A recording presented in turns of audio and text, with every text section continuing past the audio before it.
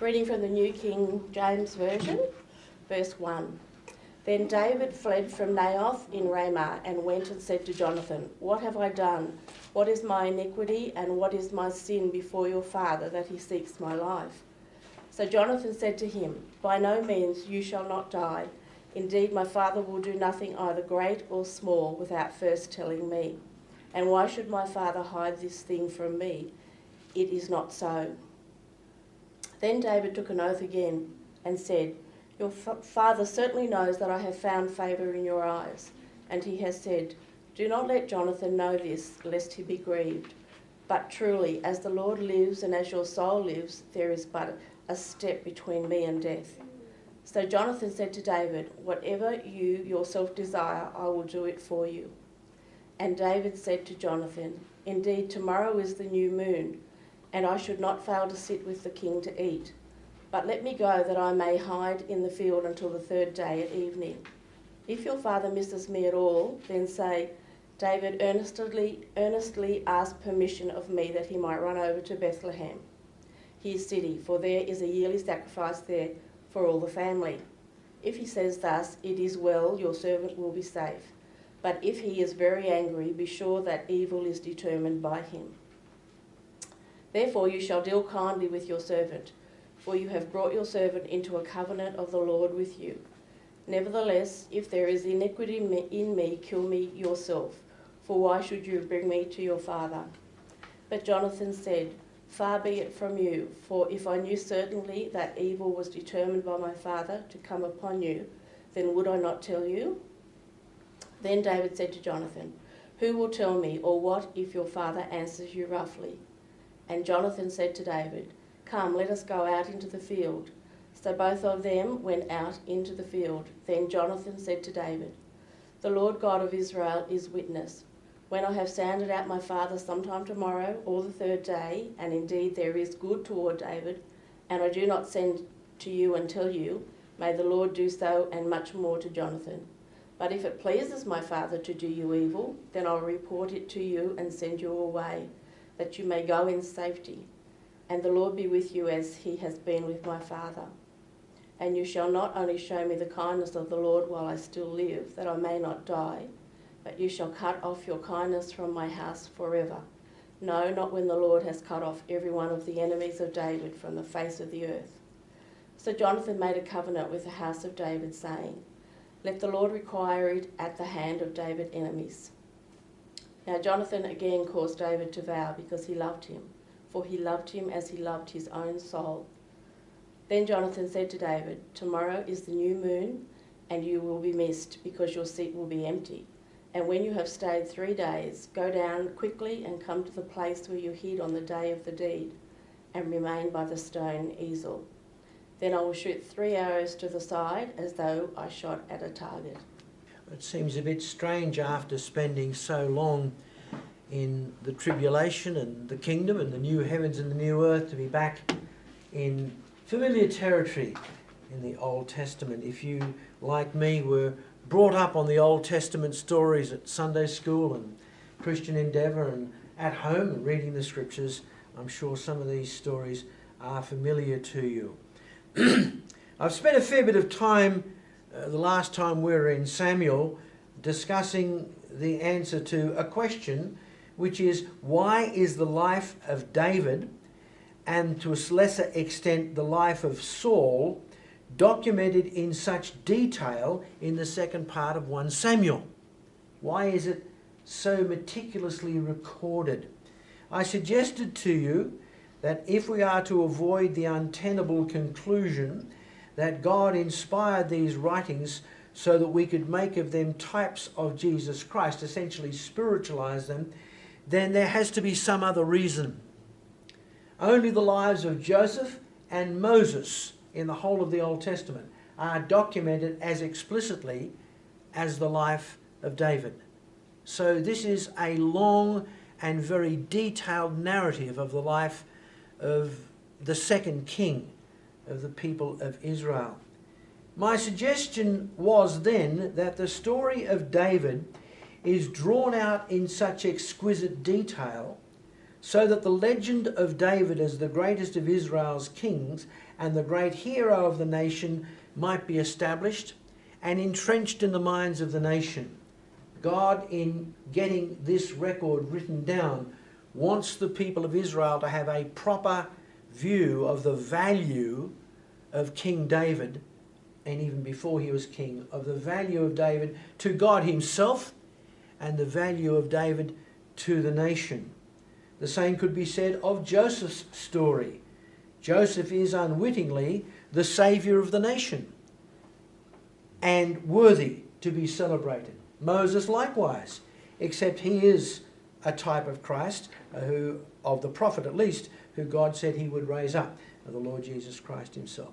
So if we are to avoid the trap of expounding through from 1 Samuel chapter 19, where we were last, and the beginning of Saul's active persecution to 1 Samuel 28, Saul's meeting with the witch at Endor, and chapter 31, his sad and tragic death, and the death of Jonathan, his son, and David's great soulmate, and if we are to avoid finding under every rock and stone some type of Christ, or some shadowy pre-reference to the life of Christ, we need to cover them in enough detail to know what happened, and then move on as speedily as seemingly possible to the next important event.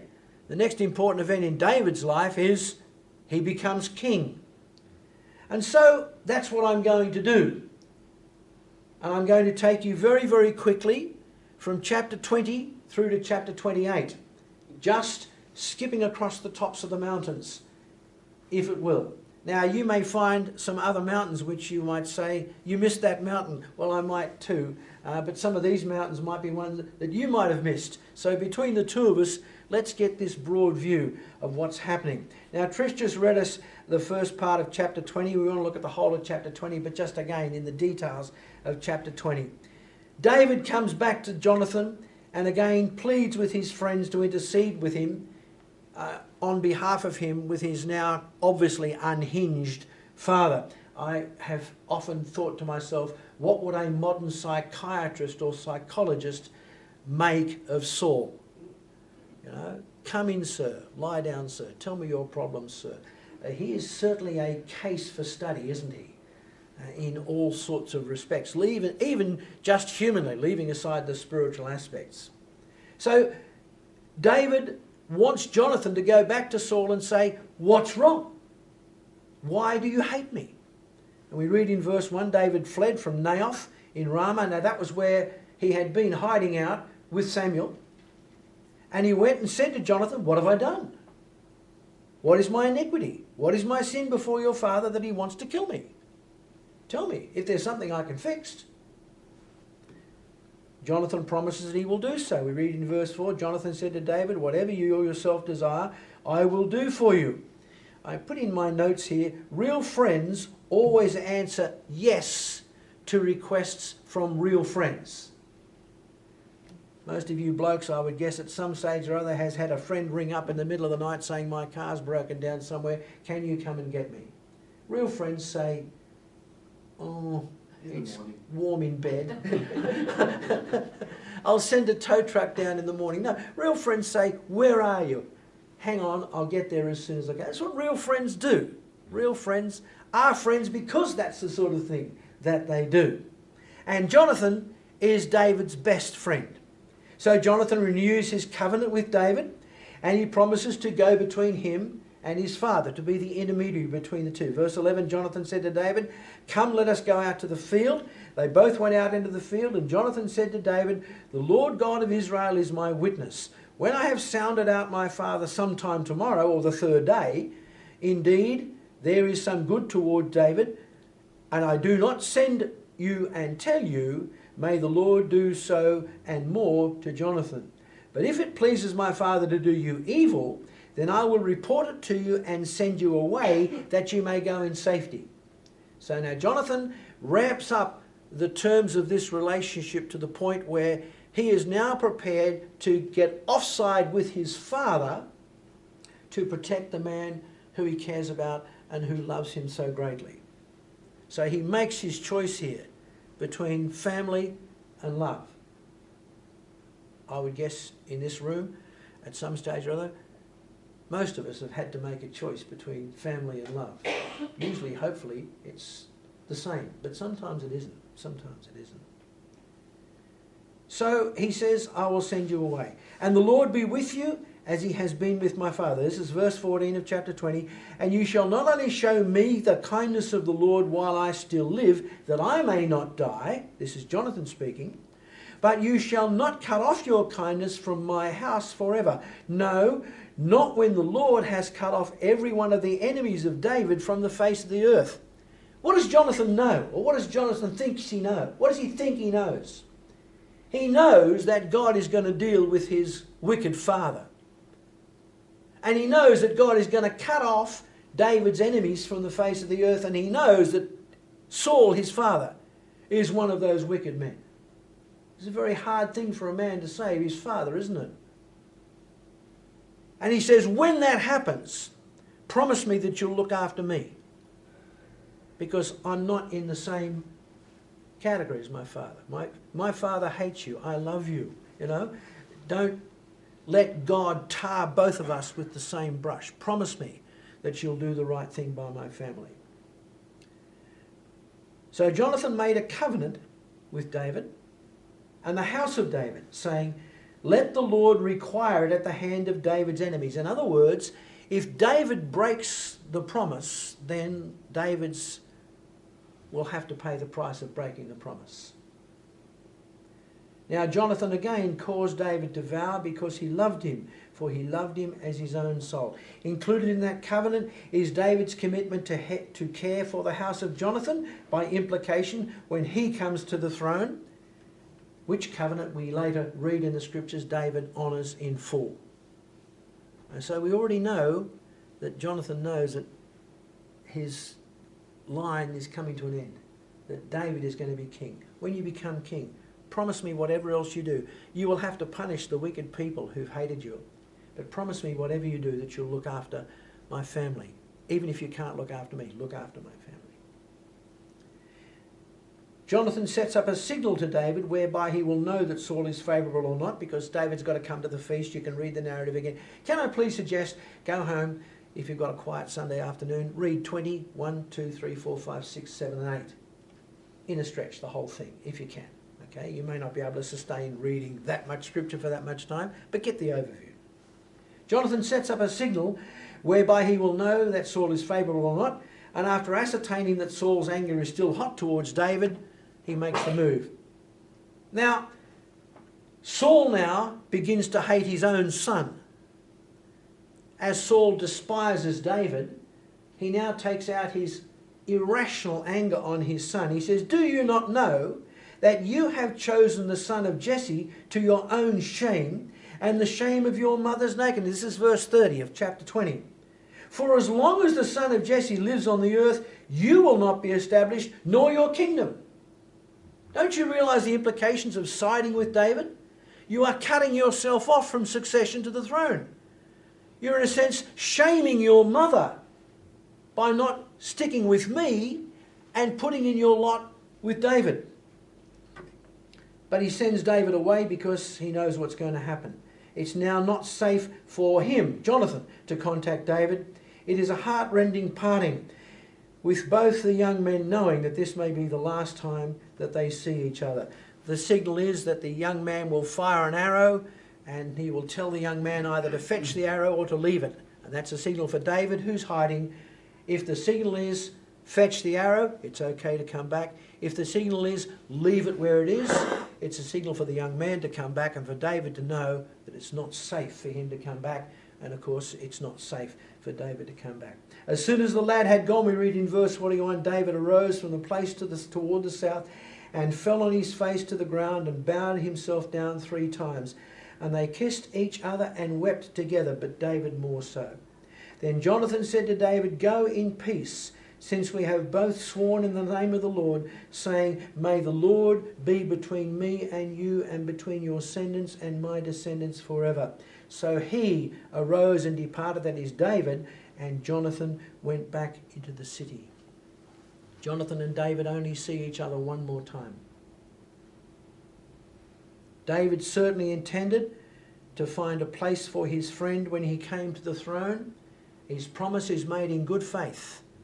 Neither he nor David could have known that Jonathan was not going to live to the day that David acceded to the throne. Now, if you make a promise, you keep it.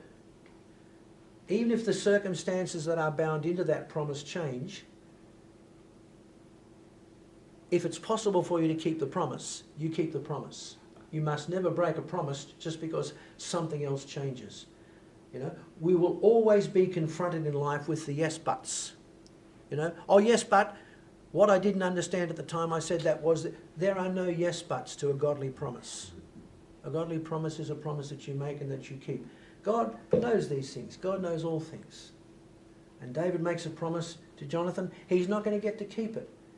But the promise is made in good faith, and it's all the more noble because it's made in good faith, and we know that he never gets to keep it. No doubt David was grieved with the fact that he couldn't keep it. Chapter 21. David is now completely on his own, with no connection to the court and the mind of Saul, and no connection to Jonathan, the only one who knows who is loyal to him. David flees to a place called Nob, where he meets Abimelech, the priest. I added here in my notes, you can see where the downgrading of the tabernacle and by inference the law got the nation. Abimelech should have been up at Shiloh with the tabernacle. The tabernacle is not at Nob. I don't know what's going on there, but there's a priest there, there's something going on, but he should have been where the house of God was, and he wasn't. This is how formal worship breaks down. This is how proper religion breaks down. Oh, we've been doing this like this all this time. You know, surely God understands. Well, yes, he understands, but he doesn't like it. So David has a small bunch of loyal followers, and he makes a simple request of Abimelech at Nob. Does Abimelech have any food that he can spare for these men?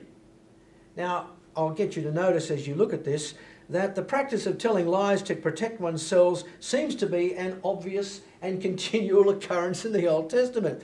David says, the king ordered me on some business, and he said to me, do not let anyone know the business about which I am sending you or what I have commanded you. That's a lie. He tells Abimelech a lie. He's not there because the king has ordered him on business. He's there because he's on the run. The king's got nothing to do with it. Abimelech is quite happy to help, but he doesn't have any food to spare. But he does add in chapter 21 verse 4 that he does have some holy bread. The bread that was daily baked and put on the altar. Now, of course, in the Jewish law, the next day the bread was taken off the altar, fresh bread was put there, the priests consumed the bread. So this is obviously leftovers. All right, now I'm not a great fan of day-old bread, I've got to tell you. I'm a bit spoiled. I live across the road from a shopping centre where there's a baker's delight. Right? And I delight to have fresh bread because I can. But, you know, day-old bread is tolerable. 2-day-old bread is, well, toasted. You know, 3-day-old bread is, you know, let's talk about something else, shall we? But there's bread left over from the holy bread, and Abimelech says, well, if the men haven't been near any women, if they haven't had any sexual contact, if they're pure, ceremonially speaking, they can have the bread. So David says, well, you know, we've been out in the field running around being chased by Saul. We haven't had any opportunity even to do the things that we'd like to do, let alone that. So he says, all right, you can have the holy bread. David assures the priest the men have not had any contact with women, so Abimelech readily supplies David with the bread for the men. Sadly, one of Saul's men, Doeg the Edomite, who's not even an Israelite obviously, sees the transaction between Abimelech and David, and this is to have dreadful consequences later on. Bizarrely, we read in that chapter as well, Goliath's sword is at Nob. So David says, I'll have that. So he takes it, takes the bread, feeds his men, and heads off. Now he's all out of places to hide. He needs to be somewhere where Saul can't find him in his own kingdom, or where Saul is not game to go, somewhere else. So the chapter 21 ends with David hiding out with the Philistines in Gath, the home of Goliath, the man he killed. You think, that's weird. Well, there's a lot of weird things about this story, I'm here to tell you. He goes there with Achish the king, and he hides out in Gath. Now, Achish the king's not a mug. Achish the king knows very well who David is, and he knows David's reputation, and that can't be hidden. And remember, Achish is one of the kings of 5 cities of the Philistines, He doesn't want the other 4 guys ganging up on him saying, why have you got the man who killed Goliath holed up in your city? He doesn't want to go offside with his allies. He shouldn't be sheltering the man who kills the Philistines' greatest hero. How is David going to deal with this? Well, David pretends that he's gone insane. His saliva drips down his beard and he carries on and scrabbles around and behaves like an idiot. And Achish just says to the rest of the Philistines, look, he's as mad as a chop. He's not any harm, so just leave him here. So they get off his back. Crazy stuff, isn't it? Chapter 22. Staying in Gath is obviously a course of action which is fraught with danger. So David quickly evacuates and goes instead to another of Israel's enemies for shelter and safety. The cave of Adullam, in between the Philistine territory and Israelite territory, probably one of the many caves in the area, but given its functions, one of the biggest. David's small band is added to by the arrival of his own family.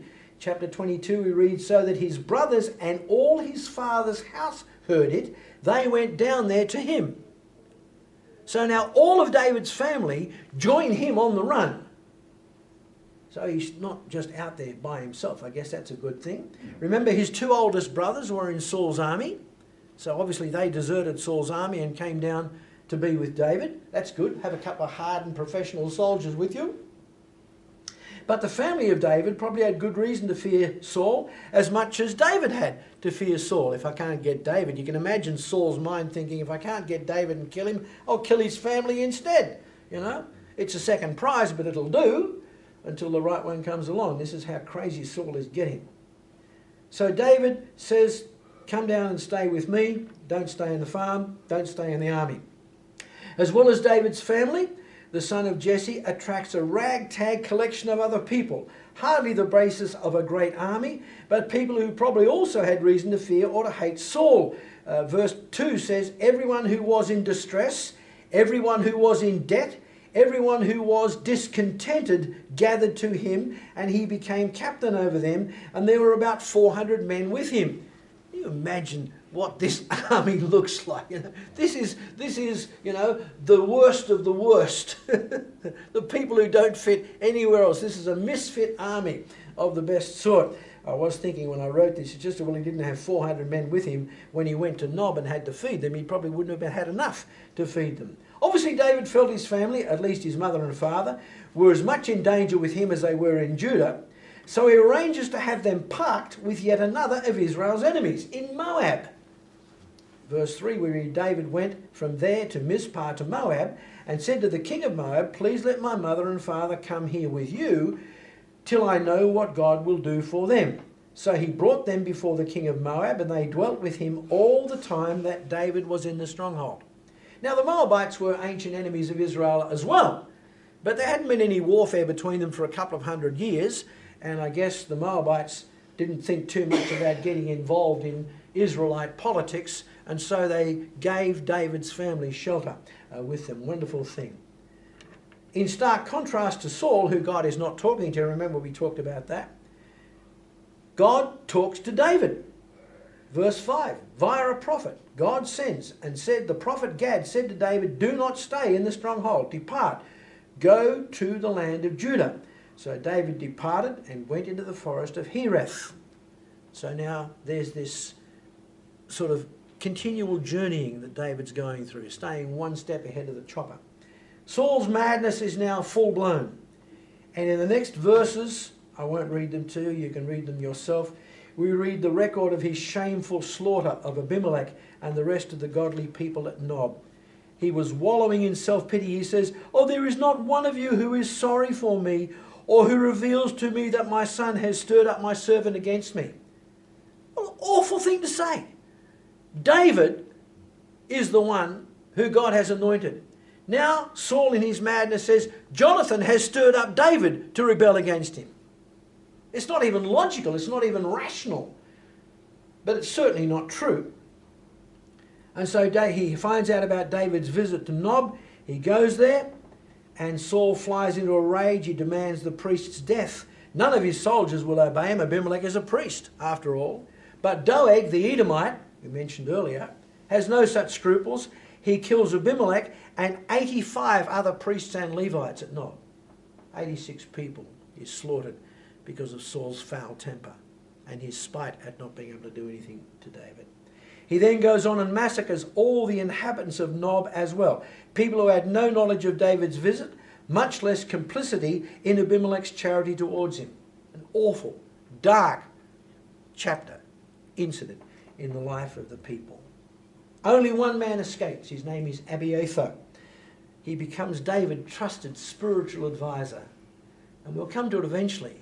But you remember when David then is later, very much later, on the run, with Absalom chasing him, David asks counsel of Abiathar and says, I'll do whatever God tells you. I'll do whatever you say. And Abiathar gives good counsel. And the counsel is successful. He becomes a valuable man and a much-loved man. Chapter 23. Presumably while he was still at Adullam, word reaches David that the Philistines are on the move again, besieging the southern city of Keilah, only a few kilometres from the cave of Adullam. David asks God what he should do.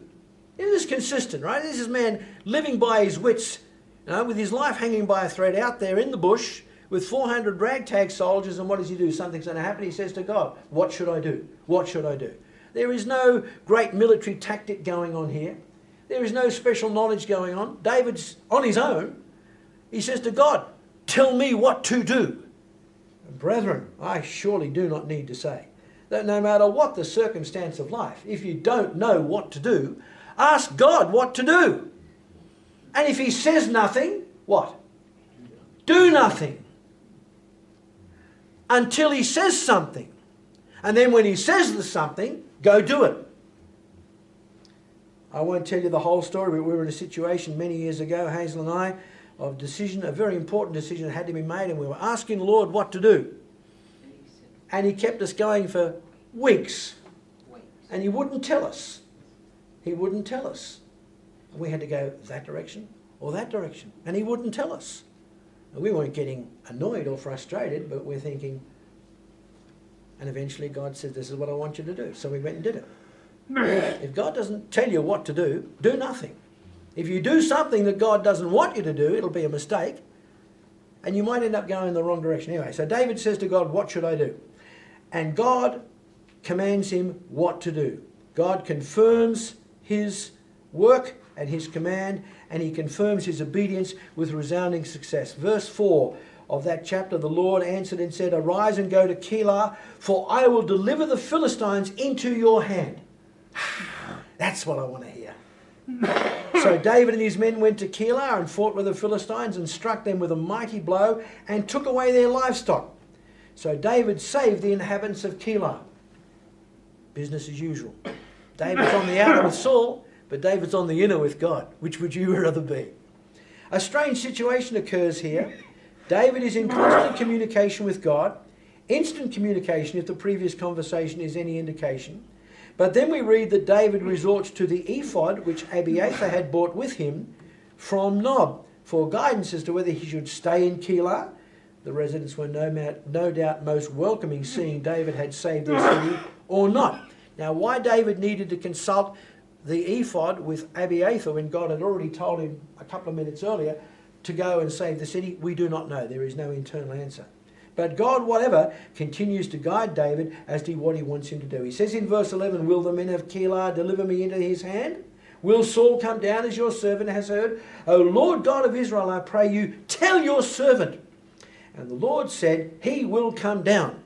David said, will the men of Keilah deliver me and my men into the hands of Saul?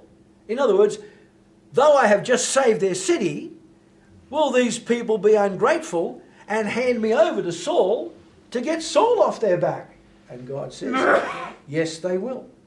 So David and his men, about 600, the army's growing, arose and departed from Keilah and went wherever they could go. And when it was told Saul that David had escaped from Keilah, he halted the expedition. There's no point going down to Keilah. David's not there. So that passes. Once again, David and his 600 men are now adrift in the mountains of southern Judah. David flees about 16 kilometres southeast of Keilah into the wilderness of Ziph, and Saul changes direction and goes there to catch him.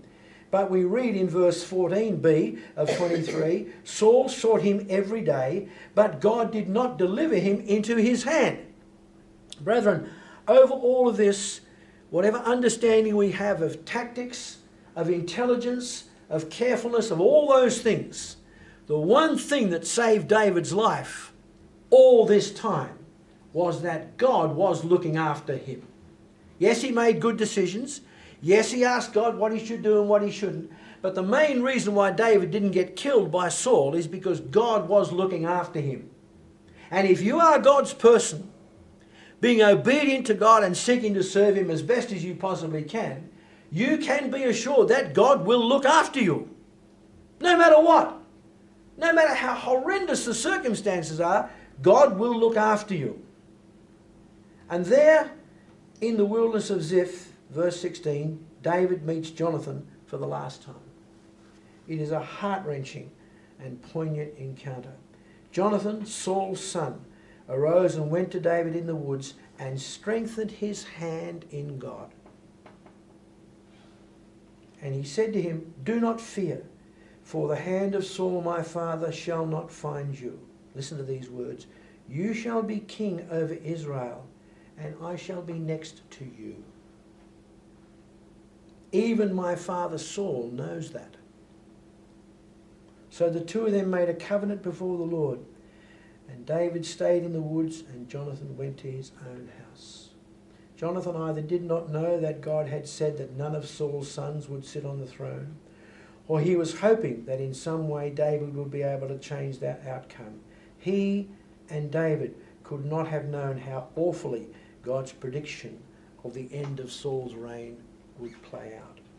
David flees again, for the people of Ziph also plan to betray him.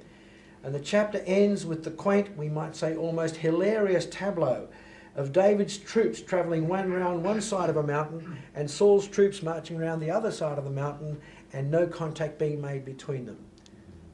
It's a fascinating little mental picture. As Maxwell Smart would have said, missed them by that much. Missed them by that much. God intervenes by stirring up the Philistines to attack the militarily vacant land of Israel, and Saul has to scuttle home from his pursuit of David to defend his land. Chapter 24, David and his men are holed up in the back part of what must have been a very, very big cave. Remember, he had 600 men with him. And we read in the first part of the chapter that Saul went into the front of the cave to attend to his needs. We know what that means. David's men see it as an opportunity to catch Saul literally with his pants down and kill him. But David instead, by means of extreme stealth, sneaks up and cuts off a bit of Saul's robe. Now, it's most likely that Saul had taken off his outer robe to go to the toilet, right? But nevertheless, it can't have been very far away from his body. The ability of David to get that close to Saul without his soldiers or Saul himself noticing doesn't say terribly much for the vigilance of Saul's soldiers, does it? David then calls Saul out and draws his attention to the damaged robe. He says, "I could have killed you, and you would have deserved it. And my men wanted to kill you, but I said no, because you're the Lord's anointed." Now, of course, if the roles had been reversed, Saul would most certainly have killed David. Wow, what a gold-plate opportunity. No. Saul, predictable old Saul, turns on the crocodile tears and repents, but he doesn't mean a word of it.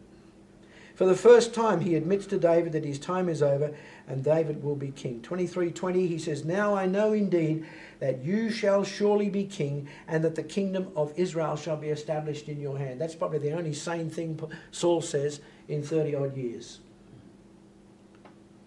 He extracts from David a promise which he has done nothing to deserve. Verse 21, "Therefore swear now to me by the Lord that you will not cut off my descendants after me and that you will not destroy my name from my father's house." Now, David's already made a promise of that to Jonathan, but Saul doesn't know that. David swore to Saul, and Saul went home, but David and his men went up to the stronghold. David knows better than to trust a Saul promise. Would you trust a Saul promise at this stage of life? No. And he hightails it in the opposite direction as Saul leaves. Chapter 25. We need to bear in mind, as we read this chapter and these other chapters, that these incidents occurred in sequential order. That is, they follow one after the other. This isn't just an item here, an item here, an item here, sort of patched together in a rough sort of jigsaw. These are sequential items. The one thing happens after the other, as the post stories goes through. This is not the this is only the highlight reel of Saul's fruitless attempt to kill David and to end his life, and of David's fear and privation out on the hills of Judea and other places. Remember, as I said earlier, that Saul spent the rest of his 38 years of his 40-year reign pursuing David.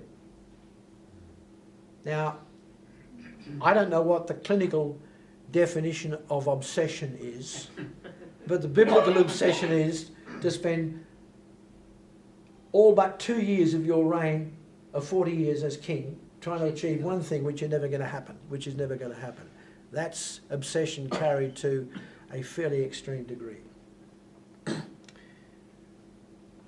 We don't know what other events happened that the chronicler doesn't record, just these stories. Also, and I might point this out because obviously the passage of time is the passage of time for everybody, if David was only 17 when he first came to court to play for Saul when he was disturbed, then he must have been in his middle 50s when Saul died and when he came to the throne. And he reigned for 40 years, so he must have been about 90 when he died. Just a chronological note there. And in all those years, there was plenty of opportunity for him to depend on God and trust God for the very breath in his body. Plenty of time for him to write the many psalms in which he cries out to God for deliverance from his enemies. Have you ever thought about that? David's the king of Israel. He's got hot and cold folding everything. A palace, everything laid on, all the food that he needed. Why does he write all these whinging psalms? Oh Lord, deliver me from my enemies. Oh Lord, how terrible it is. Where does all that come from? Not from the palace. It comes from nearly 40 years of being hounded around in the hills, not knowing if you're going to wake up in the morning with Saul's spear at your throat. David learned how to be the man that he is in the palace by having to trust God in the hills. And our lives, you might nod at this, our lives are often like that. We learn the best lessons of faith when we're up against it, not when things are going well. So beware of times going. I'm not saying don't look for times to go well. I didn't say that. But we learn our best lessons of faith when we have to trust God, when we've got nothing else to hang on to. And it's in this period of time that David writes all those psalms about, Lord, deliver me from my enemies, My life is just a breath, deliver me from my enemies, etc., etc. Chapter 25 begins with a simple statement. Chapter 25 verse 1 says, Then Samuel died. And the Israelites gathered together and lamented for him and buried him at his home in Ramah. David arose and went down to the wilderness of Paran. The man whom Saul had so cruelly disappointed took his isolation from Saul to his grave. They had not seen each other for perhaps 30 years, maybe longer.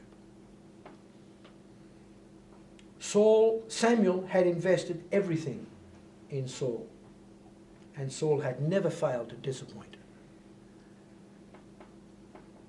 And sadly for Samuel, he never got to see the man who was everything that Saul was not, David, accede to the throne and fulfill the promises that Saul should have. Nevertheless, he was a faithful prophet of Jehovah, and his death was marked by the nation with appropriate grief. And I've put a little asterisk in my notes here. Who took his place as the next prophet of Israel? Solemn silence. We don't know. The rest of chapter 25 serves to explain to us how David got another of his wives. The story of Abigail and Nabal is worthy of private reading. We won't go through it now, but Nabal, of course, is the man who is described by his wife as such a son of Belial that you can't talk to him. It's a sad thing when a woman gets to the stage where a man is such an unpleasant, oppressive person that you can't even bother holding a conversation with him. Nabal dies of a heart attack when he finds out that his wife has been kind to David against his will. I didn't give you permission to do that. And David takes Abigail as one of his wives. Chapter 26. David returns to the wilderness of Ziph. He must have been running out of places to hide by now. Saul finds out that he's there and he takes 3,000 soldiers to hunt down David and his 600 men. He's going to get it done one way or other, isn't he? Well, if we can't outthink him, we'll outnumber him. But again, while he is sleeping, Abimelech and Abishai and David sneak into his camp, right past Abner, the son of Ner, Saul's personal bodyguard. Instead of killing him, Abishai says, "Look, master, he's right there. He's asleep. Let me kill him. Let me take his head off." David says, "He's the Lord's anointed. You shall not lift up your hand against the Lord's anointed." David stops his men from killing him, and we read he takes his spear and his water bottle, which is, quote, right next to his head, and takes off. David then yells some choice insults from a distance to Abner, accusing him of failing to guard his master. Well, that was true. Your master could have died. Where were you, asleep? Why weren't you watching your master? I snuck and stole his spear right beside his head. Where were you? You're supposed to be his bodyguard. Well, there's no answer to that, I guess. He says to Abner, the only reason why Saul's not dead is because David is a better man than Saul. Saul would have killed me in the same situation. I didn't kill your master because he's the Lord's anointed. I remember a preacher once saying that Saul admitted to being a fool but never stopped being one. You probably know people like that. We read in verse 21 of the chapter, then Saul said, "I have sinned. Return my son David, for I will harm you no more, because my life was precious in your eyes this day. Indeed, I have played the fool and erred exceedingly." That sounds sincere, doesn't it? Saul again returns to his place. David has less reason to trust his admission of folly than ever before. And David stays out in the mountains where it might be cold and wet and miserable, but it's marginally safe. Certainly safer than being anywhere in the proximity of Saul. Chapter 27, we've come nearly to the end. I want to deal with 28 and the following chapters in detail, but this chapter ends the brief resume of probably the 30 years that are covered by these chapters. David again hides out with the Philistines, again with Achish. And despite his previous suspicion regarding the vagrant servant of Saul, this time he takes him in, to the extent that he gives him a city of his own, Ziklag. So now he trusts David. And now I guess his fellow Philistine kings say, "Oh, that's Achish, whatever. He stays there for a year and 4 months, probably the longest time in all this time he stayed in any one place. We note here yet again that when David went out raiding into the Philistine territory, and Achish asked him when he came back where he'd been, he said he was out raiding in the Judah territory. Once again, he tells Achish an outrageous lie. Now he's out there beating up on the Philistines, who are Achish's people. When he comes back, Achish said, "Where have you been?" "Oh, I've been over there beating up on the Israelites." "Oh, that's okay." I don't know. I don't have an explanation for it. The chapter ends with Achish being so completely taken in by David's activities and his reports that he falls into the trap of trusting him completely. We read in verse 12 of the chapter, Achish believed David, saying, "He has made all the people of Israel utterly abhor him, therefore he will be my servant forever." So the con is on and the con works. David has got Achish in his pocket. Achish thinks he's got David in his pocket. We know which one is the real thing. All this time, with scarcely a calm moment to call his own, David trusts the Lord. David trusts the Lord. He constantly asks God for guidance. Where to go, where not to go, who to trust, who not to trust. And even when confronted with 2 opportunities to kill Saul and promptly end his exile, out of genuine religious feeling, he is the Lord's anointed, and undoubtedly out of respect for Samuel, who had anointed them both, and for Saul's son Jonathan, whom he loved, he refused to do so and prevented the soldiers from doing so also. Not only are these years between his anointing and his eventual succession to the throne painstakingly documented here, he also gets a Guernsey as one of the heroes of faith in Hebrews chapter 11. We read there in verse 32, Paul says, "For time would fail for me to tell of Gideon and Barak and Samson and Jephthah, also of David and Samuel and the prophets." Despite his later failings, also painstakingly documented. This is a man whose manner of life and whose faith is worthy of being held up as an example. As his life literally hangs by a thread for decades, David never once falters in his belief that his life is in the hands of the Almighty and that he will make it in the end. Now, brethren, a challenge to finish. When everyone has got to say all the things they're going to say about us when we're no longer here, may it be said of every single one of us that we never failed in any circumstance, good or bad, to put our trust in the Lord, to ask God what to do, what not to do. That we lived and behaved as people of faith. That even if the circumstances were horrendous, that we have trusted God and done what God wanted us to do and not done the things that God does not want us to do. David never once falters in the belief that his life is in the hands of the Almighty. And brethren, as my dad used to say, the atheist is the person with no invisible means of support. Christians believe that our lives are in the hands of the Almighty God and that nothing can touch us unless God allows it, and that as we are obedient to Him, He will prosper our efforts and He will bring us joy in walking with Him and serving Him. Now, next time we're going to go into 28. We have to do 28, 9, 31, Saul visiting the witch, etc., etc. We'll do that in much more detail. I do hope that that hasn't been too big an area to cover. I would ask you again, go through and read those chapters again. There's bits that I left out that aren't specific to the narrative, but they're in the narrative because they're written by God, so we need to know them. And we'll come back to the next chapter next week. Now,